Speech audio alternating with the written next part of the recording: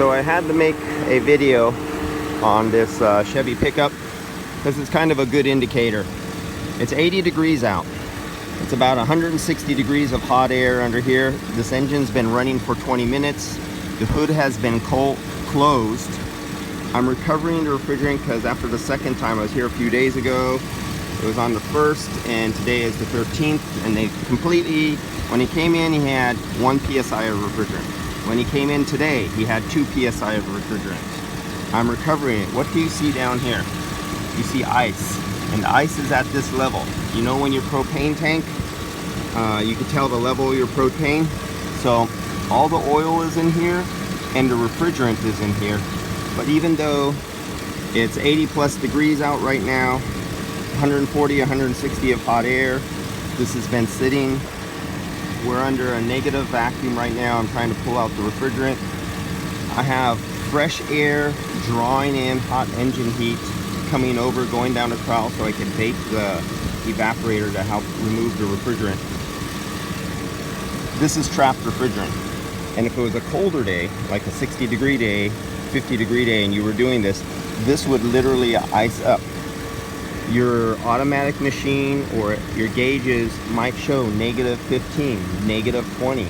And if it's a cold day and you have a cold engine and you were doing recovery, you can have a ½ pound of refrigerant or more stuck in the bottom of your evaporator or the bottom of your receiver dryer, and you think you're completely empty.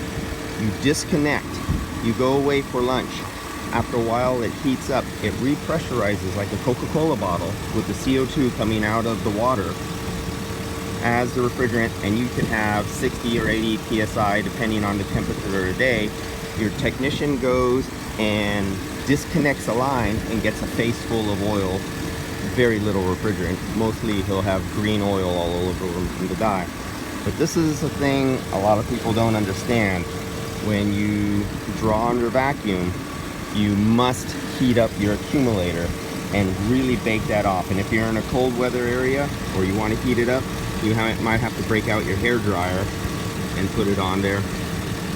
In my case here, I got piping hot exhaust manifold just a few inches away from the bottom of the accumulator.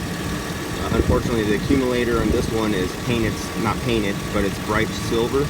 And silver, aluminum, or chrome, or anything shiny reflects heat. If it was black, it would get hot faster. It would help bake it off. But putting a hair dryer down there gets rid of that. This particular model that I couldn't find, even with my H10, looking for a leak detector, and it is calibrated. I always know Chevys have a pattern problem. They leak up in one of the 2 corners, right where there's a little triangle plastic bracket. And you always look for the oil stain there. That's your dead giveaway. In this case, it did not have no oil stain, and I always know to stick my leak detector up there, but I cannot get anything. Tomorrow we'll have this apart and we'll replace it. I can't get a shot of this one right now, but after running it for 30 minutes at 1700 RPMs, a filled charge, I had 194 PSI. All of a sudden that started leaking so bad. Once it did start leak, it literally put like a 3-inch oil stain, and it's bubbling, and you can literally see the refrigerant bubbling out through the green dye and oil. When it came back in here, there was absolutely nothing here. It's one of those cases when it left, the customer didn't use the AC.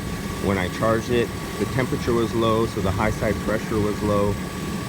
So when he shut it off in his garage, the metal opened up and just released vapor gas, no oil, no refrigerant, all the way down to 0. And he came back in here today on the 13th, and that was on the 1st.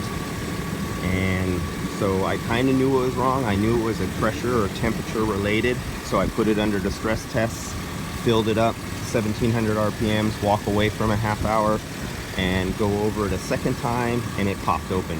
And it was able to draw a vacuum. I got all the way down to 420 microns in vacuum. So if you have a little oil film on a crack of metal and the metal shrinks back up and closes, you can draw a very deep vacuum with a crack in metal.